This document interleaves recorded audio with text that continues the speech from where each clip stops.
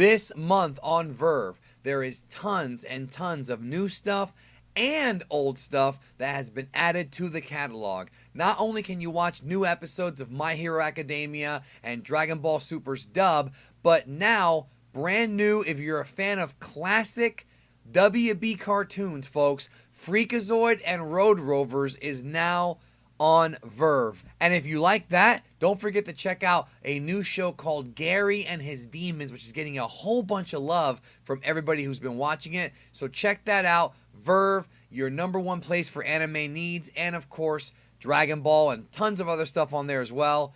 vrv.co/geekdom gets you 30 free days. The link is down below. Check it out.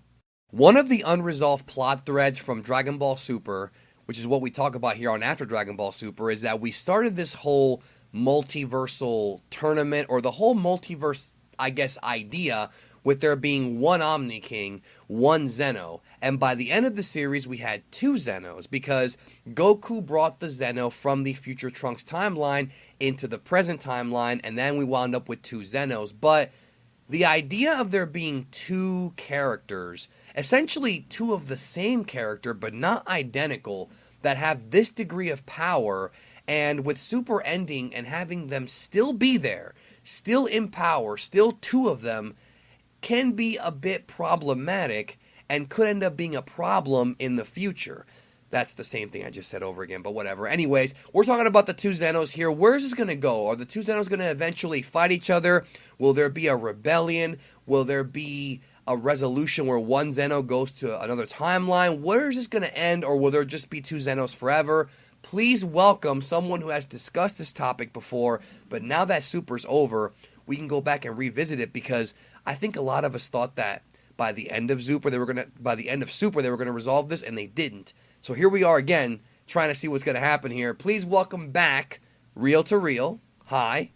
What's up, man? Always good to be on your channel. Thank you for having me. And yes, I have talked about this before, because before Dragon Ball Super ended, we all thought that this was going to be a major issue. It was the only real major plot thread that came out of the Future Trunks arc that actually made sense and felt like it was going to have some repercussions in the future of the series. That might still be true, but we're not really sure, considering the way they decided to end Dragon Ball Super. And what Mark's talking about there is, if you take Dragon Ball Super as a whole and you cut out the Future Trunks arc, just remove it completely from the series, you can actually watch the Universe 6 tournament and then skip the entire Trunks arc and then watch the Universal Survival arc, and you're really not missing anything, because Goku and Vegeta didn't get any new forms or anything during the Trunks arc. There wasn't that much character evolution for them. They did get stronger, but there was no actual, character arc for them. But the only thing that was left over from that arc that became something that's an impact is that there are two Omni Kings. And as of right now, from what we've been told, the Omni King is the highest god in the god hierarchy. Now, there's been obvious, talk. You and I have talked about this before, about Zalama or another god higher than Zeno, Zeno's father or whatever, because we don't know, and the series never told us that Zeno created the multiverse. We just know he has the power to destroy whatever he wants. So that being said, the one thing that the Trunks arc gave us was two Zenos, and the whole time you and I were talking about this, like, where is this going? Why are there two Omni Kings? And you had talked before we started recording about how there are subtle differences between the two, and one of the big fan theories out there is that Zamasu had taken control of the body of future Zeno and had been lying about it the entire time. Now, when you watch the Universal Survival arc, that's not the case, because Zamasu's not a good enough actor or whatever to have portrayed that childlike behavior of Zeno as well as he did. It's just not realistic, and he didn't even do anything. So that's definitely not Zamasu, but there's still room there to where this could end up being a problem. I really like them having these differences that they've had throughout the entire Tournament of Power arc. If you go back and watch it, you get to see kind of, I think 3 times, it could be 2, but it's definitely more than 1, where they get somewhat, they're trying to mirror each other, raising their hands, saying the same thing, and one of them, I think it is the future Zeno, has to kind of either correct himself with what hands he's holding up at any given point, or he tries to make him, whatever he says, mirror the present Zeno as well. So yeah, those things really stand out, and I understand it might be considered a joke from the writing staff. Yeah, look at these two people, they're supposed to be the exact same person, but they do have their differences. But when you do something like that in a story as many times as they did, it really starts to hint at there might be something about this. Like, if you keep bringing it up in a very obvious way, this is going to come back in a major way sometime in the future, and I really think that might be the case. There is hints, subtle hints, that they are not really the same person. They might start looking at things the same way or differently in the future. And I'm wondering, I'm just wondering, if they're going to bring back Dragon Ball Super sometime in the future, after everything that they went through, these are two all-powerful beings from the multiverse who now are best friends with each other and are trying to, entertain themselves every single step of the way, to the point where they're playing kind of chess with planets in some unknown universe, basically destroying planets in order to play with each other, and bored by it.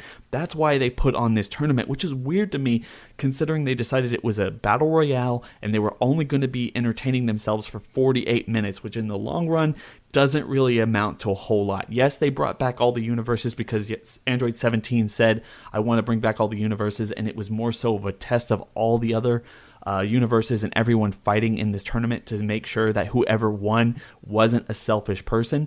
But it would be cool, and I think kind of right for a story potential sometime in the future, maybe even an in-game to the entire series, to do a rematch for the Tournament of Power and have Zeno versus Zeno, where they decide to take teams and, I want Universe 11, I want Universe 7, I want Universe 10, I want Universe 9, something like that, where we get to see them bet.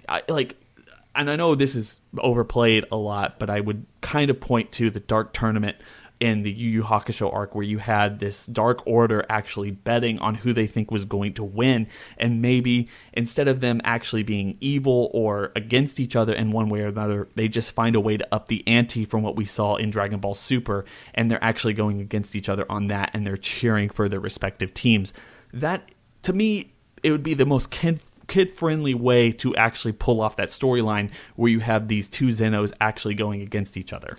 What's weird, and this is something that's not really resolved here, but the way time travel works in Dragon Ball, one of the metaphors that was told is kind of like this whole nature versus nurture thing.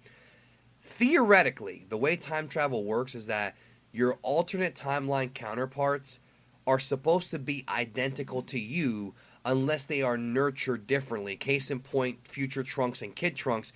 Kid Trunks did not go through the pain and suffering that Future Trunks went through, and thus they have like a different outlook on life, a different worldview. They're different characters despite having the same parents and having the same DNA. With Zeno, what I find weird and interesting, and this could end up just being a big plot hole that never gets resolved, they don't even care about it, which seems likely, they apparently had mirrored lives. And one of the things that was never resolved about the Trunks arc is, we know that Goku Black killed the Kaioshin, and that's how he was able to get the Gods of Destruction to die and the Angels disabled, but we don't know what happened to the Grand Priest of the future timeline. That's one thing they never told us. And also, the only differences that we've seen, again, we don't know what the backstory is, between future Zeno and regular Zeno, as far as their upbringing and their nurture, is that future Zeno destroyed that, that multiverse of the future, and then came back to the past, whereas present Zeno never did that. Other than that, there's no real differences. So my whole thing is, maybe they developed these differences during the short time that they were friends with each other, but I still find it weird that if they're the same person, they wouldn't just instinctually act the same. So I remember there was a subscriber of mine that sent me this theory about how he knows for a fact that one Zeno is not the real Zeno, and that he's actually secretly evil, because he's pointing out, like what you talked about, how the finger didn't match up, and that the colors weren't the same, and it was interesting. But I can't deny that there's something strange about that future Zeno, and it's like, why would he behave differently? It's weird. It is weird, and it's one of the things I really hope that they would have picked up on, but like I said, the Tournament of Power ended the way it ended, and we really don't have a whole lot to go on right now. I hope for the most part that this is something they pick up on in the future, and Zeno could actually make a difference, or they can bring back time travel. Like you said, taking the whole Future Trunks arc, as cool as it was for a lot of the fan base, out of the entire series and as a whole, as long as you're just willing to accept that now for whatever reason there's two Zenos, doesn't really have any consequence to the entire series. Now, if they do bring it back in a movie or in a new TV show or a special or something and show us that time travel actually makes a difference, and maybe if you travel through time and you stay in that time period or something, it starts to mess with you, or the whole nature versus nurture thing where this Zeno actually did go through an entire multiverse that had all of the gods of destruction kind of killed with the Kaioshin. Also, real quick, it could be the butterfly effect, where because of what happened in Trunks' future timeline with the androids, and even before the Goku Black thing, it could be a butterfly effect. Remember, if you go back in time, the butterfly effect tells us you remove one piece of sand, the entire timeline's changed. So maybe that's what led to this other Zeno being different. Again, time travel is always tricky when it comes to storytelling. Always. Which actually does make a lot of sense, and something that they could pick up on if they were smart enough to actually do that, considering the whole Future Trunks timeline, the History of Trunks special, and the fact that they made that canon to Super's story doesn't make a whole lot of sense, because when that was going down, it was around the exact same time period where Beerus was waking up. So there definitely is some kind of a butterfly effect happening in that Future Trunks timeline that might have affected Zeno, considering it already affected Gods of Destruction, Angels, and all the other universes. So yeah, that would be really kind of cool in my opinion. You know, it's almost too advanced for Dragon Ball in some ways, which is what we always say. Every time you're on the channel, I always say that. You know the thing is, though, talking about what's too advanced and what's not too advanced with Dragon Ball Super and what they want to do with Zeno, I think this is the best theory that you could come up with.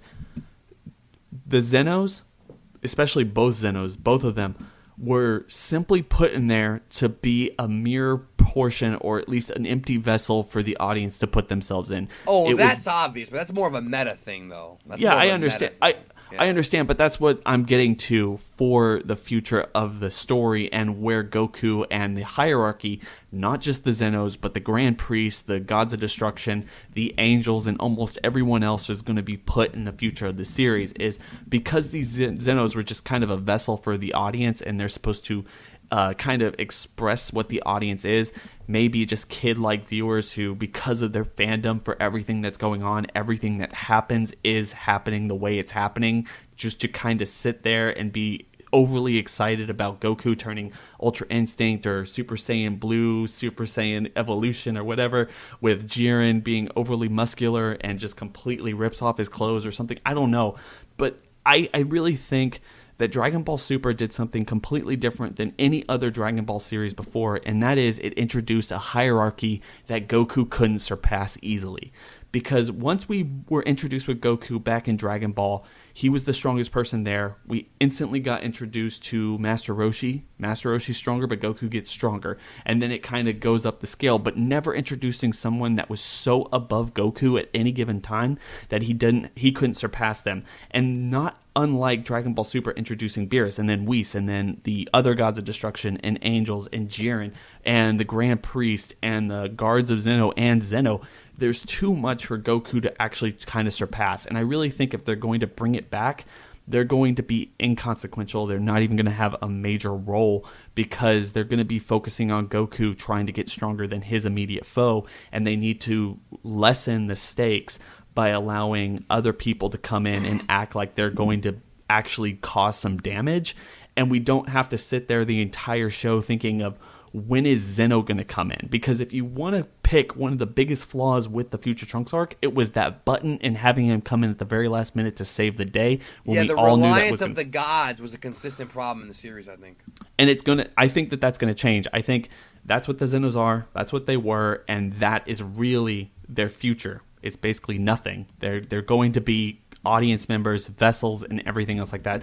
But I agree with you. There's a lot of lore there that would allow this series, if they wanted to pick it up in such a really interesting way, whether they go up against each other in a tournament, kind of doing another Tournament of Power, or whether they decide to do the butterfly effect and really go back and figure out why time travel is so taboo and bringing back future Trunks and all of that stuff again to make it seem like this future Zeno is actually a lot more twisted in the head. That is something I would parade. I would love that, but I just don't see it happening. And that's what you said. Like, you go way too over the top or advanced storytelling for Dragon Ball to ever be any reality for Dragon Ball, really. Yeah, it's remember, at the end of the day, it is a kid's show. So let us know in the comments if you have any thoughts on the two Zenos, if you feel like there's some kind of secret being held. Do you think that something happens to future Zeno that we don't know about yet? Do you think it is Zamasu? I don't think so. I really don't at this point. It just doesn't make any sense. Not enough clues. But it could be something else going on. I mean, we don't know. Let us know. And what do you think the future of the two Zenos is? Because I feel like having two beings this powerful can lead to problems. Nobody's willing to bow down to the other. It's kind of a scary thing, bro. Can I jump in here? One last thing I would really like to see. I want them to erase each other. That's the thing. Then what? But then what happens?